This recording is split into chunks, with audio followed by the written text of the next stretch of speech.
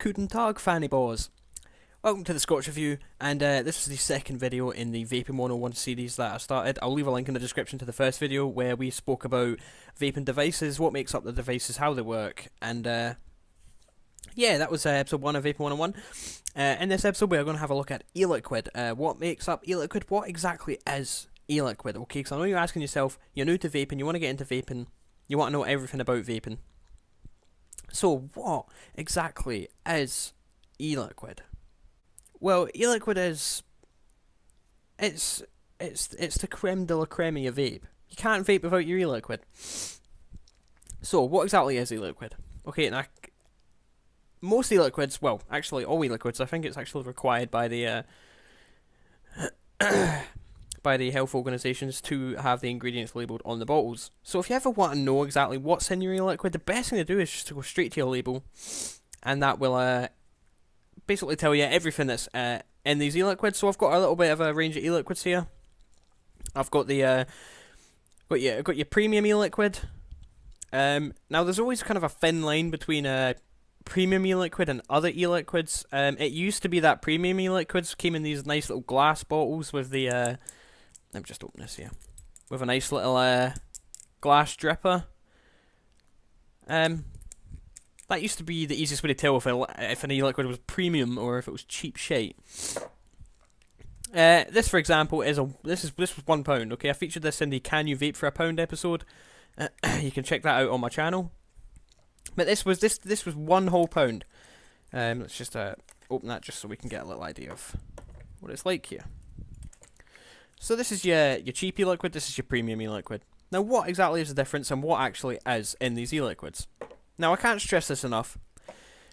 Your e-liquid is primarily, if we just forget about flavour and everything for now, your flavourings, it's going to be primarily three ingredients. You're going to have your PG, which is your propylene glycol. You're going to have your VG, which is your vegetable glycerin, and you're going to have your nicotine. That's the three main ingredients that make up your e-liquid. The propylene glycol and the vegetable glycerin are your dilutants, okay? So that is the majority of your e-liquid. Every time I do a fucking video, I end up coughing somehow. So let's have a look on some of these labels, and we'll jump into this. Now, the label on this is the one that pissed me off the most. Now, this is the Easy Cigs £1 cherry flavour e-liquid that tastes like shit, and this was the e-liquid that was featured in my Disgusting E-Liquid Challenge video. So the ingredients for this read as follows, and I don't have a fucking PhD in chemistry, so I'm probably going to mispronounce every single one of these ingredients. Eugenol 97530, ethyl butyrate 10554.4, benzyl acetate 140.11.4, ethyl acetate 141.78.6, udacin 4 alide 104.67.6, p-methoxyacetophenone I. Propylene glycol 57.55.6, glycerin 56.81.5, and nicotine 54.11.5. Now, I can't stress this enough. The best e-liquids are always the ones that have the most minimum amount of ingredients possible. I'm talking about your completely bare bones e-liquids. I'm talking about your PG, your VG, your nicotine, your flavouring. These are like obviously the best e-liquids that you can get that have these. I mean, these are the ingredients for the Ben Johnson's. I just read the ingredients for the cheap stuff. This is the Ben Johnson's ingredients: vegetable glycerin, propylene glycol, natural and artificial flavours, and nicotine. That's it. That's all that's in this. It's your PG, your VG, your nicotine, and your flavouring. And your best e-liquids are the ones that have the most minimal amount of ingredients possible. They tend to be the ones that have the purest vape. So yeah. I can't, obviously, your bare bones e-liquids are the same. I feel like I'm repeating myself because I probably fucking am. So if you've ever looked at e-liquids, you're probably wondering, if you've never looked at it before, what the whole ratio is, why people are referencing 70-30, 80-20, 90-10, and what that is your ratio of PG to VG. So 70-30 will be 70% propylene glycol, 30% vegetable glycerin. That's your ratio. It's always PG to VG, and basically that can affect vapor production. Your higher PG levels, like your 9010s or your 100% PG e-liquids, are going to produce a lot of vapor, but they're going to eat your coils to fuck. Basically, propylene glycol, it leaves a gunky substance on the wires or on your coils after you've been vaping it for a while, and if you're vaping really high concentrated PG e-liquids, you're going to have to end up changing your coils on a fairly regular basis. Now, in terms of your nicotine, when you look at something and you see, oh, it's 3 milligrams of nicotine, 12 milligrams of nicotine, that is the volume of nicotine in the e-liquid. So 3 milligrams will be 0.3%, 12, 1.2%, 24, 2.4%. So the higher that is, the higher amount, the larger amounts of milligrams of nicotine, the stronger it is, nicotine-wise. Now that is recommended for, I mean, I know a few people that They voted for 24 milligram e-liquid. Hey, sorry, probably do a better job than Donald Trump, right? Anyway, they vaped 24 milligrams. Now that's for your hardcore smokers. I mean, these people are, there's 40 packs a day. They need that big nicotine hit. They need that big burning throat hit in the back. So they will definitely go for a higher milligram e-liquid. Now I also do know quite a few people that vote nicotine 3. Okay, so you don't have to be, someone who previously smoked to vape. I mean, look at shishas.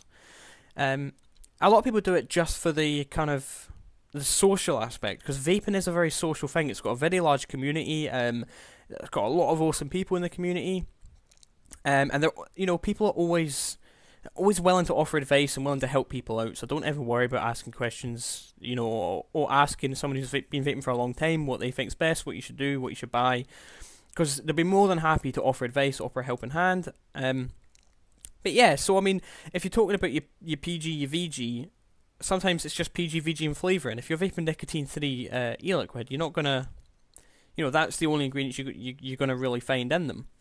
But yeah, I mean, these are some of the usual bottles that you would see floating around for your e-liquids. So this one here is from a shop called Prime Vapor.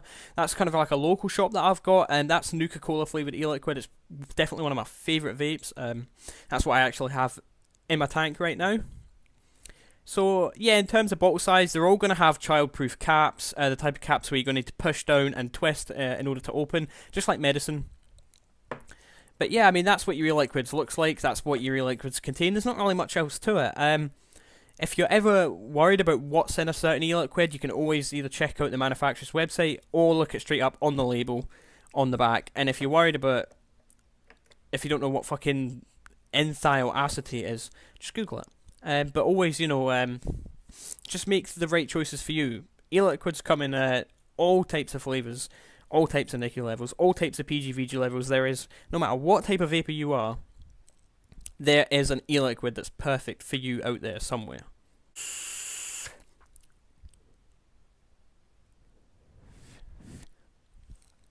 I love a good vape. In terms of your bottle caps, your lids, the dripper bits, a lot of the bottles, they definitely do make it easy for you. I mean, no, hold on a minute. I gotta go to the toilet.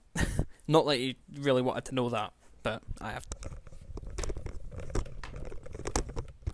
I need a stinking shite.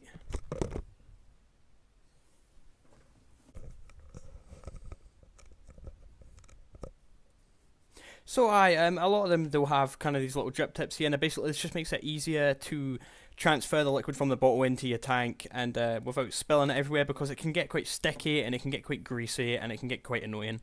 The drippers are definitely the easiest by far that I've ever used, but some go quite far in terms of I mean, take a look at this one here. I mean, that's like syringe level right there.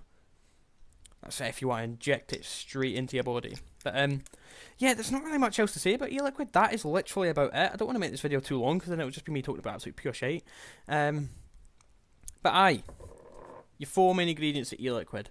Your propylene glycol, your vegetable glycerin, your nicotine, and your flavouring. That's all. That's why a lot of people make their own e-liquids at home.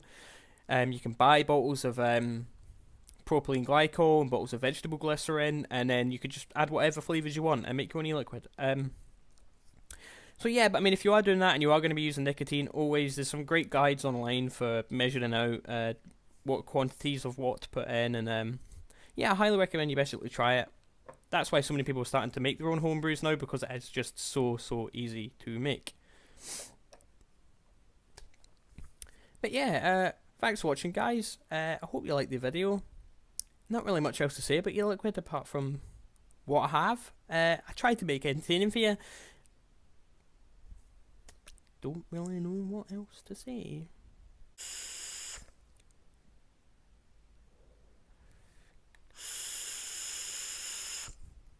But guys, this has been the Scotch Review. Thanks very much for watching. If you liked the video, hit the like button. If you didn't like it, hit the dislike button. If I've got anything wrong during this video at any point, feel free to leave a comment and correct me. I always take I always enjoy being corrected by somebody, because then we learn something, I learn something, you learn something. So yeah, if I've missed anything important, feel free to let me know in the comments below. If it's a good enough comment and I feel like, you know, if I've made a major fuck up somewhere and you've pointed it out, I will pin that fucking comment. I'm not ashamed to know that I've made the mistake and done something wrong. But anyway, guys, thanks for watching. This has been the Scotch Review. I will see you guys very soon in the next video. Cheers. See you later.